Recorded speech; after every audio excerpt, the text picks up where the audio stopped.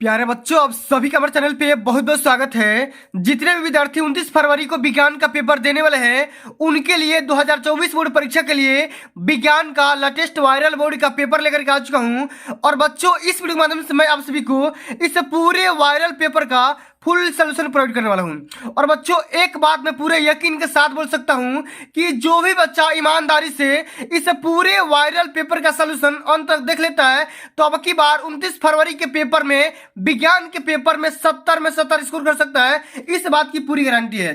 और बच्चों, इस वीडियो के माध्यम से मैं आप सभी को यह बताने वाला हूं कि बोर्ड परीक्षा में जो बोर्ड कापी मिलती है उसका फ्रंट पेज कैसे भरना है। साथ में दोस्तों, मैं आप सभी को यही बताने वाला हूं कि कक्षा 10 के बच्चों के लिए साइंस का कॉपी कैसे लिखना है।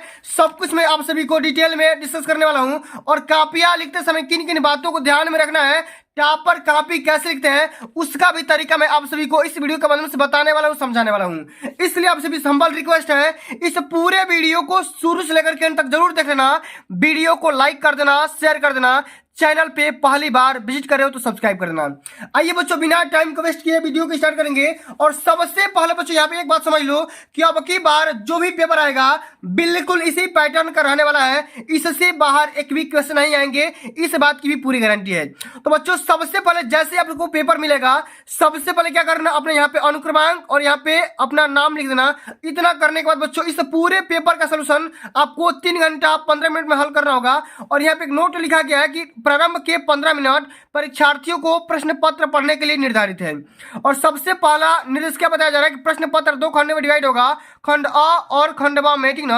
और खंड अ और खंड ब के 3 यहाँ पे सेक्शन होने वाले हैं, 1 2 3, जिसमें फिजिक्स, केमिस्ट्री और बायो के क्वेश्चन रहने वाले हैं। और बच्चे एक बात ध्यान से समझ लो कि जो भी आपका खंड अ रहने वाला है ना, उसको ओएमआर आंसर शीट पर हल करना होगा, जिनको हल करने के लिए ओएमआर दिया जाएगा। और बच्चों, ओएमआर आंसर शीट को भरने के लिए आपको ब्लू या ब्लैक पेन का इस्तेमाल करना होगा। और ओएमआर जब भी भरे, किसी भी प्रकार का व्हाइटनर या इरेजर का इस्तेमाल बिल्कुल भी ना करें। और जो भी आपका खंड भर आने वाला है वो वर्णनात्मक प्रश्न रहने वाला है, जिसको हल करने के लिए 50 नंबर मिलने वाले हैं। तो ये बच्चों, बिना टाइम को वेस्ट किए वीडियो को स्टार्ट करेंगे। और सबसे पहले मैं आपको बता दूं, सबसे पहले हम यहाँ पे खंड अ के सारे प्रश्नों को हल करेंगे।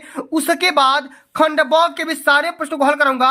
एक भी प्रश्न का सवाल को मैं छोड़ूंगा नहीं, सारे प्रश्नों का सलूशन एक एक करके यहाँ पे समझने वाले हैं। और यहाँ पे जो ही बच्चा वीडियो को अंत तक देखेगा भैया, उसका 70 में 70 तो पक्का हो ही जाएगा, इस बात की पूरी गारंटी है।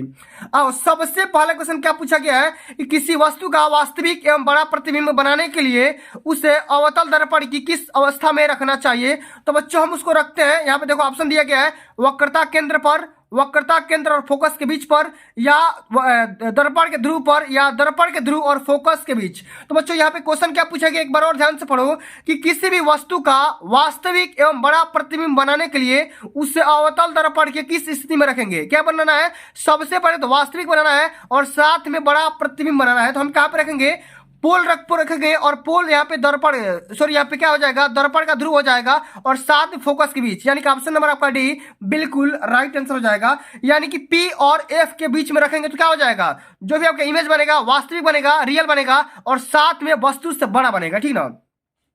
अब चलो, अगला हमारा क्वेश्चन क्या दे रखा है। अगला हमारा क्वेश्चन ये दे रखा है बच्चा कि किसी भी लेंस की क्षमता की इकाई क्या होती है। किसी भी लेंस की क्षमता की इकाई क्या होता है बच्चा, मीटर प्रति मीटर, मीटर प्रति सेकंड, या इनमें से कोई नहीं। तो लेंस की क्षमता का जो यहाँ पे यूनिट होता है ना बच्चा, ये क्या हो जाएगा, प्रति मीटर हो जाएगा।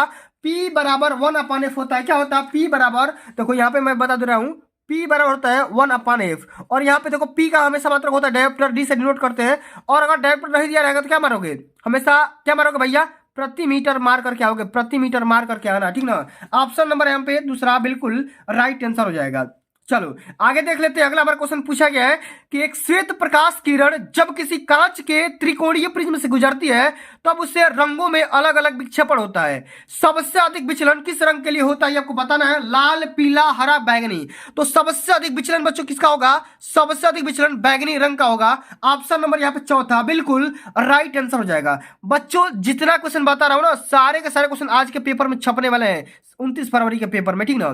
चलो अगला हमारा क्वेश्चन क्या है कि सूर्य सुताप प्रतीत होता है, मतलब सूर्य का रंग सफेद कब होता है भैया बताओ? सूर्योदय के काफी पूर्व, सूर्योदय एवं सूर्यास्त के समय, या दोपहर के समय, या सूर्यास्त के काफी समय बाद। तो बच्चों जो सूर्य सफेद दिखाई देगा कब दिखाई देगा? दोपहर के समय दिखाई देता है। ऑप्शन नंबर तीसरा आपका बिल्कुल राइट आंसर यहाँ पे हो जाएगा। आगे देख लेते हैं कि किसी वस्तु, किसी विद्युत चालक का प्रतिरोध निम्नलिखित में से किस बातों पर निर्भर नहीं करता है? चालक की लंबाई पर निर्भर करता है, घनत्व पे निर्भर नहीं करता है, और प्रस्थ काट के क्षेत्रफल पे भी निर्भर करता है। लेकिन यहाँ पे देखो चालक के आकार पे भी डिपेंड करेगा, लेकिन किस पे निर्भर नहीं करेगा? तो चालक के पदार्थ के घनत्व पर निर्भर नहीं करता है, वॉल्यूम पे डिपेंड नहीं करता है, डेंसिटी पे डिपेंड नहीं करता है। इस बात को ध्यान में रख लेना। ऑप्शन नंबर आपका यहाँ पे दूसरा बिल्कुल यहाँ पे राइट आंसर हो जाएगा, ठीक ना। चलो आगे देख लेते हैं। अगला हमारा क्वेश्चन क्या पूछा गया है कि कब चार विद्युत चालकों का संयोजन बनाने पर उनका परिणामी प्रतिरोध न्यूनतम होगा? सभी को समांतर क्रम में जोड़ने पर, सभी को श्रेणी क्रम में जोड़ने पर, या सभी को एक को श्रेणी क्रम में और तीन को समांतर क्रम में, दो को श्रेणी क्रम में और दो को यहाँ पे समांतर क्रम में। तो बच्चों देखो किसी भी तार के प्रतिरोध का अगर हम जोड़ेंगे तो सबसे कम प्रतिरोध किसमें होगा? सबसे कम प्रतिरोध होगा बच्चों यहाँ पे समांतर क्रम में जोड़ने पर, क्योंकि क्या होता है 1/r बराबर 1/r1 प्लस 1/r2 प्लस में 1/r3 प्लस में 1/r4 होता है। इस बात को ध्यान में रख लेना। ऑप्शन नंबर पहला आपका बिल्कुल यहाँ पे राइट आंसर हो जाएगा। ये क्वेश्चन पेपर में पक्का भाई छपने वाला, ठीक ना। इस बात को ध्यान में रख लेना। और मैं आप सभी को खंड ब का भी सलूशन बताऊंगा, उसके लिए परेशान मत होना। एक एक प्रश्नों का सलूशन देखते हैं, ठीक ना। चलो अगला हमारा क्वेश्चन क्या है? एक विद्युत धारावाही चालक के कारण उत्पन्न चुंबकीय क्षेत्र की दिशा ज्ञात करने के लिए निम्नलिखित में से किस नियम का सहायता लेते हैं? तो फ्लेमिंग के दाएं हाथ का नियम, बाएं हाथ का नियम, या अंगूठे का नियम, या ओम का नियम। तो हम यहाँ पे सहायता करते हैं भैया दाहिने हाथ के अंगूठे का नियम। ऑप्शन नंबर यहाँ पे तीसरा बिल्कुल राइट आंसर हो जाएगा। आगे बढ़ जाते हैं केमिस्ट्री क्वेश्चन में कि निम्नलिखित में से कौन सी धातु ठंडे जल से हाइड्रोजन गैस निकालती है? तांबा, सोना, पोटेशियम, एल्यूमिनियम। तो बच्चों इसका राइट आंसर होगा पोटेशियम, के हो जाएगा बिल्कुल राइट आंसर। ऑप्शन नंबर यहाँ पे तीसरा हो जाएगा। आगे बढ़ जाते हैं। एल्कीन का फार्मूला क्या हो जाएगा? एल्कीन का फार्मूला होगा CH3C ट्रिपल बॉन्ड CH हो जाएगा, क्योंकि भैया एल्कीन में 4 बॉन्ड होते हैं। इस बात को ध्यान में रख लेना। चौथा ऑप्शन आपका बिल्कुल यहाँ पे राइट आंसर हो जाएगा, ठीक है। अगला हमारा क्वेश्चन क्या है कि 1 बिलियन लाल लिटमस पेपर को नीला कर देता है, इसका पीएच मान कितना होगा? तो जब लाल लिटमस पेपर को जब नीला करेगा तो कैसा विलयन होगा भैया? क्षारीय विलयन होगा। कैसा होगा? क्षारीय विलयन होगा। और क्षारीय विलयन का पीएच मान कितना होता है? क्षारीय विलयन का पीएच मान होता है बच्चों 7 से अधिक, यानी कि 8 हो जाएगा। ऑप्शन नंबर यहाँ पे चौथा बिल्कुल राइट आंसर हो जाएगा। आगे देख लेते हैं कि क्लोरीन के अणु में अवंध पाया जाता है। क्लोरीन के अणु में कौन सा बंध पाया जाता है बताओ भैया? आयनिक बंध, या एक सहसंयोजीय बंध, या द्विसहसंयोजीय बंध, या त्रिसहसंयोजीय बंध। तो बच्चों क्लोरीन के अणु में एक सहसंयोजीय बंध पाया जाता है। ऑप्शन नंबर यहाँ पे दूसरा बिल्कुल राइट आंसर हो जाएगा। इस बात को ध्यान में रख लेना, भूलना मत भाई, ठीक ना। चलो अगला हमारा क्वेश्चन क्या दिया है कि जल को जीवाणु रहित बनाने के लिए उपयोगी पदार्थ क्या है? धावन सोडा, बेकिंग सोडा, फिटकरी, या विरंजक चूड़। तो बच्चों जल को जीवाणु रहित बनाने के लिए हम ब्लीचिंग पाउडर यानी कि विरंजक चूड़ का इस्तेमाल करते हैं। चौथा ऑप्शन आपका बिल्कुल करेक्ट आंसर हो जाएगा। आगे देख लेते हैं कि जिन अभिक्रियाओं में आयनों के विनिमय से नए यौगिक बनते हैं उन्हें क्या कहते हैं? उन्हें प्रतिस्थापन अभिक्रिया, उभय अपघटन, वियोजन, या युगात्मक अभिक्रिया। तो बच्चों देखो जिन अभिक्रियाओं के अध्ययन के आयनों के विनिमय से नए यौगिक बनते हैं उसको हम बोलते हैं प्रतिस्थापन अभिक्रिया। ऑप्शन नंबर हमारा पहला बिल्कुल राइट आंसर हो जाएगा। आगे देख लेते हैं। अगला हमारा क्वेश्चन क्या है? बायो क्वेश्चन है कि पादप में जाइलम का काम क्या होता है? जल का वहन, भोजन का वहन, अमीनो अम्ल का वहन, या ऑक्सीजन का वहन। तो बच्चों पादप में जाइलम का काम क्या होता है? जल का वहन करना। ऑप्शन नंबर आपका पहला बिल्कुल राइट आंसर हो जाएगा। आगे देख लेते हैं आनुवंशिकता के प्रयोग करने के लिए मेंडल ने निम्नलिखित में से किस पौधे का उपयोग किया था? टमाटर, बैगन, मटर, या सरसों। तो बच्चों मटर के पौधे इस्तेमाल किया था। ऑप्शन नंबर हमारा तीसरा बिल्कुल राइट आंसर हो जाएगा। इस बात को ध्यान में रख लेना, कई बार भैया पेपर में पूछा जा चुका है। आगे देखते हैं कि निम्नलिखित में से कौन सा मादा जनन तंत्र का भाग नहीं है? अंडाशय तो है, गर्भाशय भी है, डिंब वाहिनियां भी है, लेकिन शुक्रवाही का बच्चों ये महिलाओं में ना पा करके ये पुरुषों में पाया जाता है। इस बात को ध्यान में रख लेना भाई, माइंड में भी छाप लो, ठीक ना, पेपर में पक्का पूछा जाएगा, ठीक ना। आगे देख लेते हैं स्वपोषी पोषण के लिए आवश्यक कौन सा तत्व होता है? कार्बन डाइऑक्साइड और जल, क्लोरोफिल, सूर्य का प्रकाश, या इनमें से सभी। तो बच्चों देखो स्वपोषी पोषण के लिए इनमें से सभी क्या हो जाएगा भैया? इनमें से सभी हो जाएगा। कार्बन डाइऑक्साइड भी होगा, जल भी होगा, क्लोरोफिल भी होगा और सूर्य की रोशनी यानी कि प्रकाश भी हो जाएगा। आगे देखते हैं समजात अंगों का एग्जाम्पल क्या है। समजात अंगों का एग्जाम्पल पूछा जा रहा है बच्चों, यहाँ पे होगा हमारा हाथ, कुत्ते का अग्रभाग, यह इसका राइट आंसर हो जाएगा। इस बात को ध्यान में रख लेना। और यहाँ पे देखो अलैंगिक जनन मुकुलन द्वारा होता है। किसमें होता है? ये होता है बच्चों यीस्ट में। किसमें होता है? यीस्ट में होता है। बी ऑप्शन आपका राइट आंसर होगा। प्राकृतिक वर्णवाद का प्रतिपादन किसके द्वारा किया गया था? बताना है। लैमार्क, डार्विन, मेंडल या बच्चों मार्गन। तो बच्चों प्राकृतिक वर्णवाद का प्रतिपादन किसके द्वारा किया गया था? मैंने कई बार बता रखा है, जल्दी से आप लोग बता दो क्या हो जाएगा भैया। ऑप्शन नंबर बी डार्विन के द्वारा किया गया था, या चार्ल्स डार्विन भी देगा ना, तो वो भी आपके यहाँ पे राइट आंसर हो जाएगा। ठीक ना। अब चलो बच्चों आगे बढ़ जाते हैं खंडवा की तरफ, जो कि 50 नंबर का रहने वाला है। एक एक प्रश्न का सॉल्यूशन देखेंगे भैया, एक भी पेपर को मैं छोड़ूंगा नहीं, एक भी मैं क्वेश्चन को छोड़ूंगा नहीं, सारे क्वेश्चन बताऊंगा, सारे क्वेश्चन बताऊंगा। ठीक ना। पूरा मेरा 95% पाने का यहाँ पे टारगेट है। हर बच्चा 95% पक्का स्कोर करेगा।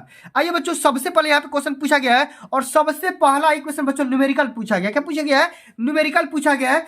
अब यहाँ पे ध्यान दो, क्या पूछा गया है कि एक मोटर बाइक पर पीछे से आ रहे किसी अन्य वाहनों को देखने के लिए 2 मीटर वक्रता त्रिज्या का एक उत्तल दर्पण लगा हुआ है। बाइक के पीछे से आ रहे एक वाहन जिसकी दूरी मोटर बाइक से किसी समय 4 मीटर की दूरी पर है, तो गणना करके बताइए कि उसका प्रतिबिंब दर्पण में कितनी दूरी पर और कहां पर दिखेगा। किरण आरेख भी बना करके समझाना है। तो इस वाले क्वेश्चन को हम कैसे हल करेंगे, जरा यहाँ पर ध्यान से देखिएगा। इसी प्रकार से आप सभी को भी बोर्ड के पेपर में कॉपी को रिप्रेजेंट करनी है, तभी जाकर एग्जामिनर खुश होकर के पूरा नंबर देगा। ठीक ना। फिगर आप चाहोगे तो स्केल से ही बना सकते हो, या पेंसिल से बना सकते हो, या कलम से ही बना सकते हो, कोई दिक्कत की बात नहीं है। इसमें लिखेंगे वर्णात्मक प्रश्न खंडवा। आपको यहाँ पे दिया गया डाटा आर का मान यानी कि त्रिज्या का मान दिया गया, वक्रता त्रिज्या का मान दिया गया 2 मीटर, और यहाँ पे यू वस्तु की दूरी 4 मीटर पे है, जो कि 4 सेकंड बाद। और बच्चों आप सभी को पता होगा कि जो वस्तु की दूरी रखी जाती है हमेशा निगेटिव रखते हैं। आपको क्या करना है, प्रतिबिंब का मान यहाँ पे दिखाना है, बताना है। और बच्चों जब यहाँ पे आर का मान दिया है तो फोकस दूरी का मान निकाल सकते हो। ए बराबर r/2 से आर का मान 2 और 2 यहाँ पे क्या हो जाएगा 1 मीटर निकल करके आ जाएगा। जो भी आपका फोकस दूरी होगा कितना निकल करके आ जाएगा, 1 मीटर निकल करके आ जाएगा। आ गया समझ में। अब चलो बच्चों हम जानते हैं सूत्र क्या होता है कि 1/f बराबर 1/v प्लस 1/u होता है। अब जहां जहां f और जहां जहां u का मान दिया गया ना, वहां वहां उसका मान रख दो, v का मान यहां से निकल करके आ जाएगा। ठीक ना। तो कैसे हल करेंगे, तो 1/f बराबर क्या हो सकता है, यहाँ पे तो इसको इधर फेंक दोगे तो क्या हो जाएगा 1/v को इधर और इसको इधर, तो 1/f माइनस 1/u हो जाएगा। ठीक है, इस प्रकार से फेंक दोगे तो अब देखो 1/v बराबर क्या हो जाएगा, 1/f का मान क्या है 1 मीटर है, एक यहाँ पे रख दो, माइनस है तो माइनस कर दो, और यहाँ पे 1/u का मान क्या है माइनस में 4 तो माइनस में 4 यहाँ पे रख दो, और ये माइनस में क्या हो जाएगा प्लस, तो ये क्या हो जाएगा एलसीएम लोगे 4, ये 4 प्लस से क्या हो जाएगा 5/4 हो जाएगा। और v का मान जब निकालोगे तो क्या हो जाएगा, ये तो 1/v का मान 5/4, तो v का मान क्या हो जाएगा 4/5 हो जाएगा, 0.8 मीटर यहाँ से निकल करके आ जाएगा, और यही आपका उत्तर हो जाएगा। अच्छा इसका डायग्राम कैसे बनाना, किरण कैसे बनाएंगे, सबसे पहले क्या करना बच्चों, यहाँ पे एक उत्तल दर्पण आपको बनाना है, उठे हुए भाग से परिवर्तन होगा। यहाँ पे दर्पण की कुछ दूरी पर वस्तु रखी जाएगी 4 मीटर की दूरी पर, यहाँ से इसकी 4 मीटर की दूरी पर यहाँ पे वस्तु को रख देंगे। ठीक ना। वस्तु की दूरी कितना है भैया 4 मीटर है। ठीक ना। अब हम यहाँ पे क्या करेंगे, अब ये जो हमारा जो किरण होगा हमारा रिफ्लेक्ट होगा और यहाँ से फोकस दूरी होकर के जाएगा, और यहाँ पे देखो ये वाला भी जाएगा हमारा, इसको यहाँ पे प्रतीत होगा, और यहीं पे हमारा इमेज बन जाएगा जो कि फोकस और यहाँ पे पोल के मध्य बन जाएगा। ठीक ना, जो कि सीधा बनेगा और वस्तु से क्या बन जाएगा छोटा बन जाएगा। ठीक ना।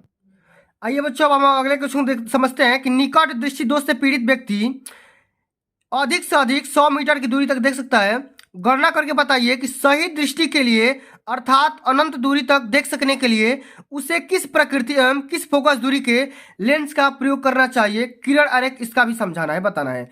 तो सबसे पहले बच्चों यहाँ पे देखो, यहाँ पे 100 मीटर की दूरी तक देख सकता है। इसका कहने का सेंस क्या है कि भैया वो क्या कर सकता है भैया कि उसका जो भी का मान है ना, जो इसका माने प्रतिबिंब का मान है, वो भी का मान यहाँ पे 100 मीटर हो जाएगा, और उसको अनंत तक देखना है, माने यू का मान क्या हो जाएगा अनंत हो जाएगा। और यहाँ पे क्या करना भैया फोकस दूरी आपको निकालना है, तो एफ का मान निकालना है। तो बच्चों सबसे पहले क्या करेंगे, यहाँ पे प्रश्नोत्तर संख्या यहाँ पे 2 लगाना हेडिंग, इसमें लिखना दिया गया है बी का मान दिया गया कितना -100 मीटर दिया गया है, और यू का मान इनफाइनाइट है अनंत तक उसको दिखाना है, और फोकस दूरी आपको निकालना है। तो बच्चों हम क्या करेंगे, लेंस का सूत्र क्या होता है 1/f बराबर 1/v माइनस 1/u होता है। ठीक ना।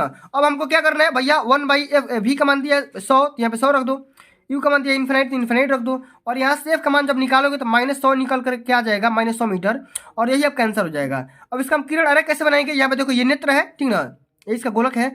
अब यहाँ पे क्या करेंगे, ये देखो, अगर ये रेस सही तरीके से जाए किरण, तो कहीं ना कहीं मैंने इधर ही पड़ जा रही है, तो भैया इधर ही पड़ जा रही है, तो इसको हमको इधर इधर लेके जाना है, इस गोलक के बाहरी भाग पे। तो हम क्या करेंगे, यहाँ पे एक अवतल लेंस लगाएंगे। क्या करेंगे, हम यहाँ पे एक अवतल लेंस लगा देंगे, और जब अवतल लेंस लगाएंगे तो हमारा क्या हो जाएगा, ये किरण मैंने क्या हो जाएगा, अभिसारी हो जाएगा, मैंने पूरा प्रसार हो जाएगा। और जब प्रसार होगा तो लेंस का इस भाग में पड़ेगा, और हमारा जो पॉइंट होगा यहाँ पे आकर के मिल जाएगा। इसी प्रकार से आपको पूरा किरण बना देना है, पूरा नंबर मिल जाएगा, एक भी नंबर ना कटेगा। ठीक है, अब चलो बच्चों, अगला जो हमारा क्वेश्चन पूछा गया है, very very most important question है, और ये पेपर में कई बार पूछा जा चुका है, बहुत ही ज्यादा, सबसे ज्यादा इंपॉर्टेंट यही क्वेश्चन है, ओम का नियम वाला। आइए समझते हैं ओम का नियम क्या होता है, इसकी व्याख्या संबंधित विद्युत परिपथ बना करके कीजिए। यह भी बताइए कि एक परिपथ चालक का प्रतिरोध किन किन बातों पर निर्भर करता है, डिपेंड करता है।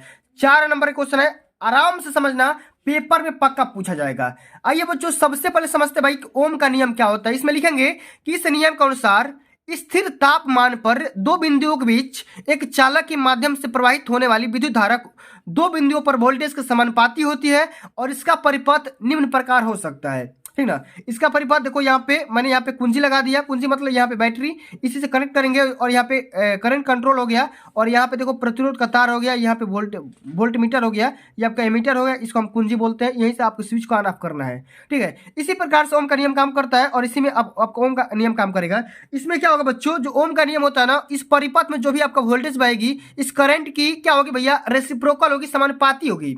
और यहाँ जब समानुपाती का चिन्ह हटा होगा ना, तो यहाँ पे एक कंस्टेंट आ जाएगा, उसको हम बोलते हैं आर, तो भी बराबर क्या हो जाएगा, आई इंटू आर हो जाएगा। और यहाँ आर क्या होता है भैया, यही प्रतिरोध होता है, और इसका जो मात्रक होता है बच्चा क्या होता है, ओम होता है, और ओम को हम इसी साइन से डिनोट करते हैं। इसी प्रकार से आप सभी को याद रखना है, कई बार पेपर में पूछा जा चुका है। अब बच्चों, अगला हमारा क्वेश्चन क्या पूछा गया था, अगला आपका क्वेश्चन ये पूछा गया है कि चालक का प्रतिरोध किन किन बातों पर निर्भर करता है। सबसे पहले बच्चों, यहाँ पे चालक की लंबाई पर निर्भर करेगा, साथ में अनुप्रस्थ काट के क्षेत्रफल पर डिपेंड करेगा, उसके बाद से उनकी प्रकृति पर भी डिपेंड करेगा। इन तीनों बातों पर निर्भर करता है, इस बात को ध्यान में रख लेना। और देखो बच्चों, वोल्टेज और जो करंट होता है ना, उनके बीच का ग्राफ एकदम स्ट्रेट लाइन बनता है, सीधी रेखा बनता है, सरल रेखा बनता है। इस बात को भी ध्यान में रखना, पेपर में जाकर कैसे ही छाप देना और सिस्टम को हैंग कर देना। ठीक ना, चलिए आगे बढ़ जाते हैं। अगला हमारा क्वेश्चन क्या पूछा गया है, यह भी question very very most important question है, कई बार पेपर में पूछा जा चुका है।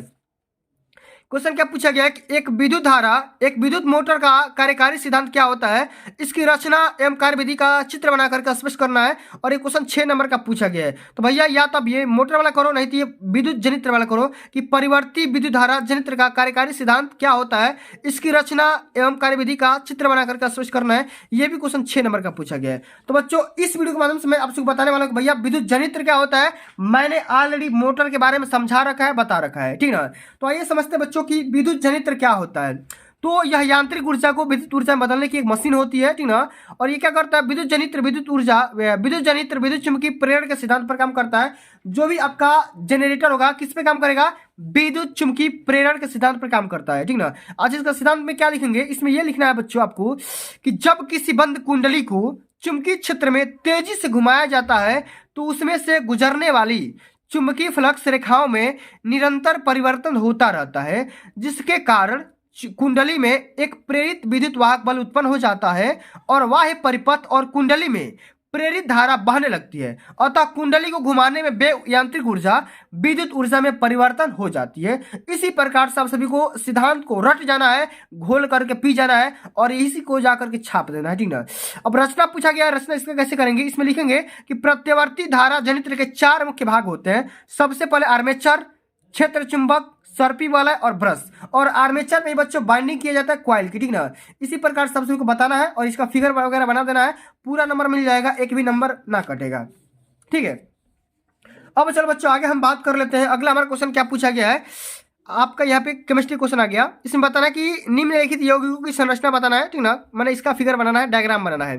सबसे पहले प्रोपेनॉल का 2 मेथिल पेंटेनोइक एसिड का, प्रोपीन का 2 मेथिल ब्यूटेनॉल सेकेंड का। ठीक है, चारों को बनाना है, 4 नंबर यहाँ से मिल जाएंगे। प्रोपेनॉल का कैसा होता है, प्रोपेनॉल का होता है CH3 CH2 CHO होता है। ठीक ना, अब देखो बच्चों, इसको दर्शाने का बहुत सारा तरीका होता है। ठीक ना, बट लेकिन आप इसी भी तरीके से लिख दोगे तो नंबर मिल जाएगा, एक भी नंबर ना कटेगा।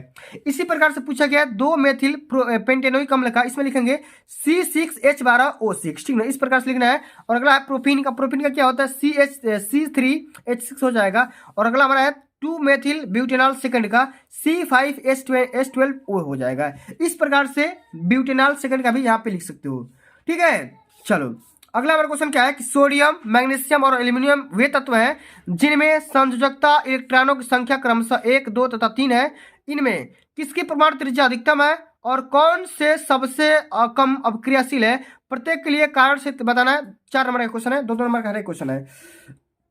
तो इस वाले क्वेश्चन को हम कैसे हल करेंगे जरा यहाँ पर ध्यान दो, ठीक ना, एकदम बेसिक से समझते हैं। इसमें लिखेंगे कि सोडियम का परमाणु आकार बड़ा है क्योंकि परमाणु आवेश में वृद्धि के कारण परमाणु आकार बाएं से दाएं जाने पर क्या हो जाता है, घट जाता है। तो सबसे पहले क्वेश्चन का जवाब मिल गया कि किसका परमाणु आकार सबसे ज्यादा होगा, तो सोडियम का सबसे ज्यादा होगा।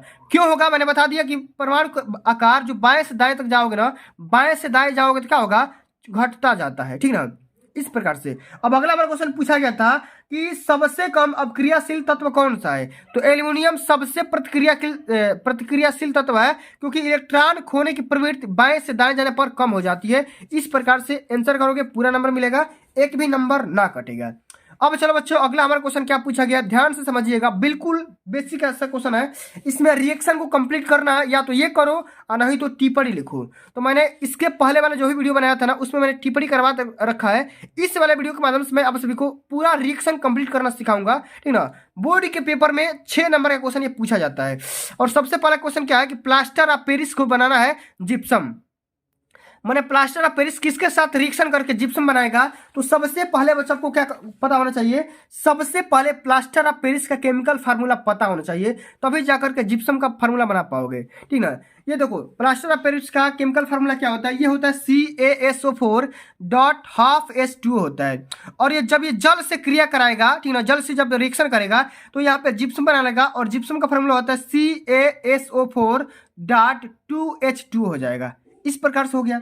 अब इसी प्रकार से अगला हमारा क्वेश्चन पूछा गया है कि हाइड्रोजन और क्लोरीन आपस में जब रिएक्शन करेंगे तो क्या बनाएंगे। यहाँ पे देखो हाइड्रोजन H, क्लोरीन Cl।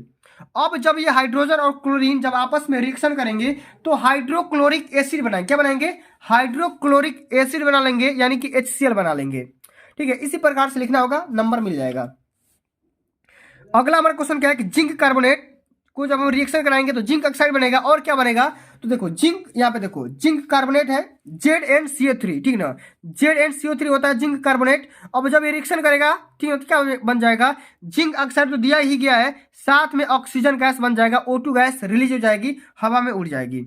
अब अगला हमारा क्वेश्चन क्या है कि यहाँ पे देखो मैग्नीशियम किसके साथ रिएक्शन करके मैग्नीशियम क्लोराइड और यहाँ पे हाइड्रोजन गैस को रिलीज करेगा, ठीक ना। तो देखो मैग्नीशियम यहाँ पे दिया गया है और मैग्नीशियम हाइड्रोक्लोरिक एसिड के साथ क्रिया करके मैग्नीशियम क्लोराइड बनाएगा, MgCl बनाएगा और साथ में हाइड्रोजन गैस को क्या कर देगा, रिलीज कर देगा। ओके, आगे समझ में, वीडियो समझ में आ रहा है तो भैया वीडियो को लाइक कर दो, शेयर कर दो, चैनल पे हो सब्सक्राइब कर दो, ठीक है। अगला आपका क्वेश्चन है, यहाँ पे देखो दिया गया है कि बेरियम क्लोराइड, ठीक ना, सल्फ्यूरिक अम्ल के साथ रिएक्शन करके क्या बनाएगा, यहाँ पे बनाना है हाइड्रोक्लोरिक एसिड भी बनाना है।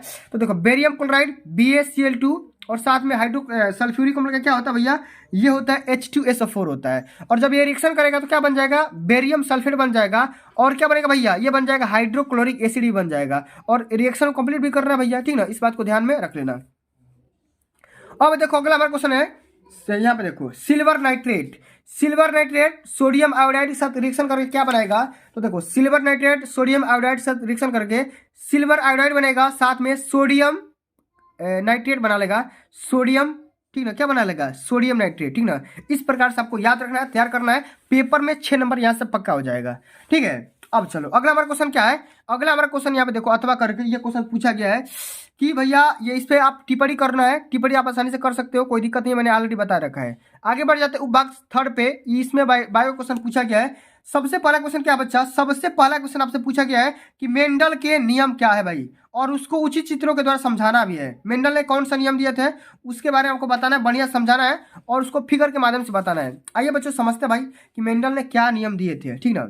आइए इसको बेहतरीन ढंग से समझते हैं, ठीक है, एकदम बेसिक समझेंगे, कोई दिक्कत की बात नहीं होगी, ठीक है। आओ यहाँ पे देखो लिखा गया है कि मेंडल ने बताया कि दो विपरीत युग्मक में से केवल एक युग्मक के लक्षण पहली पीढ़ी में दिखाई देते हैं और दूसरा उपस्थित होते हुए भी दिखाई नहीं देता है। सबसे पहले इस बात को बताया और उसके बाद में उसने 3 नियम दिए थे और इसमें हम पहले नियम को जानेंगे। पृथक्करण का नियम क्या था, इसमें लिखेंगे कि किसी संकर में उपस्थित प्रत्येक लक्षणों के वैकल्पिक स्रोतों का अपनी पीढ़ी में एक निश्चित अनुपात 3:1 के अनुपात में पृथक हो जाता है। इस प्रकार से लिखना होगा, तब जाकर के पूरा नंबर मिल जाएगा, एक भी नंबर ना कटेगा। ओके, अब चलो आगे बात कर लेते हैं बच्चों। अगला जो हमारा क्वेश्चन पूछा गया है, ठीक ना, ये देखो अगला हमारा क्वेश्चन क्या है, 9वां नंबर क्वेश्चन कि पुष्प में निषेचन क्रिया को प्रदर्शित करने हेतु स्त्री केसर की लंब काट के नमक की चित्र बनाइए और साथ में वर्णन भी करना है, इसके बारे में कुछ बताना भी है। तो कैसे लिखेंगे, जरा ध्यान से दीजिए बाबू, ठीक है, जरा ध्यान यहाँ पे दीजिए। इसमें लिखेंगे प्रश्नोत्तर संख्या 9। इसमें क्या लिखना है कि निषेचन पौधों में यौन प्रजनन की प्रक्रिया है जो परागकण नली के परागकण और स्त्री केसर के अंकुरण के बाद होती है। नर युग्मक यानी पराग का मादा युग्मक यानी डिंब के साथ संलग्न से एक द्विगणित युग्मनज को जन्म देना निषेचन कहलाता है, ठीक ना। इसमें यहाँ पे देखो इसका फिगर बनाएंगे। इसमें लिखेंगे मादा युग्मक, ये आपका होता है अंडाशय, ये आपका होता है पराग नली, ये आपका होता है नर युग्मक, ये आपका होता है वर्तिका और ये आपका होता है यहाँ पे जो बिंदु दिखाई दे रहा है इसको हम बोलते हैं परागकण।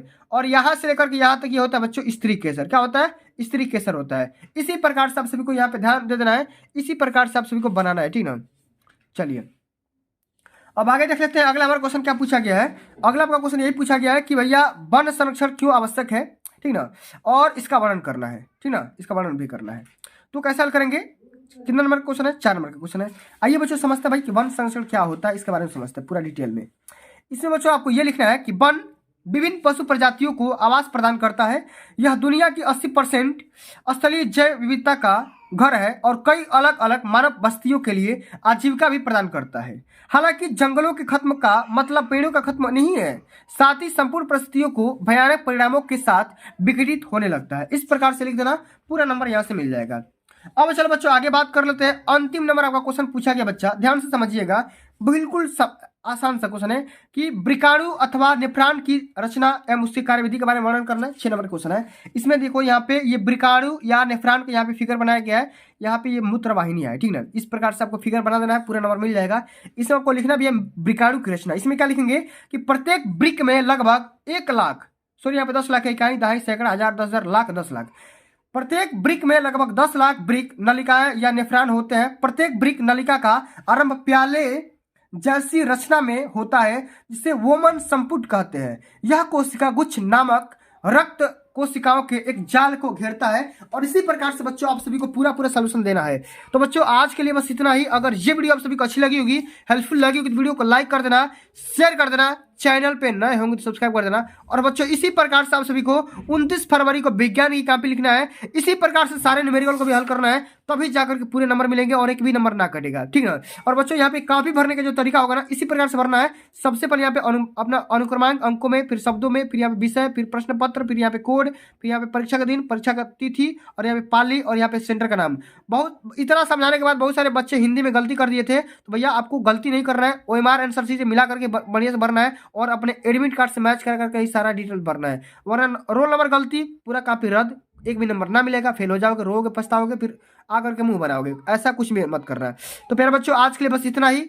अगर ये वीडियो आप सभी को अच्छी लगी होगी, हेल्पफुल लगी होगी, तो वीडियो को एक प्यारा सा लाइक पहुंचा देना, वीडियो को शेयर कर देना, चैनल पे नए हो तो सब्सक्राइब कर देना। जल्द मिलते हैं अगली वीडियो में, तब तक के लिए जय हिंद, जय भारत, वंदे मातरम।